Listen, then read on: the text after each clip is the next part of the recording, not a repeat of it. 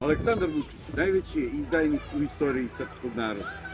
Za vreme njegovog mandata, ka našoj južnoj pokrajini Kosovo i Metohiji napravljena je granica. Za vreme njegovog mandata lažnoj državi Kosovo dodeljen je pozivni broj, priznate su njihove lične karte, diplome i pasoši. Za vreme mandata Aleksandra Vučića lažnoj državi Kosovo predata je lokalna samouprava, a za 10 dana biće predati i zdravstvo i obrazovanje. Pre toga predao je sudsku vlast, predao je lokalnu samoupravu i predao je sve našu elektroenergetsku mrežu i sve ekonomske potencijale i imovinu koju je Srbija imala u našoj južnoj pokrajini. Sve ovo Aleksandar Vučić je učinio da bi sačuvao svoju vlast. Šta misliš da je sledeće što će žrtvovati i prodati od Srbije, interesa srpskog naroda, naše duše i tela za još par meseci ili godina vlasti?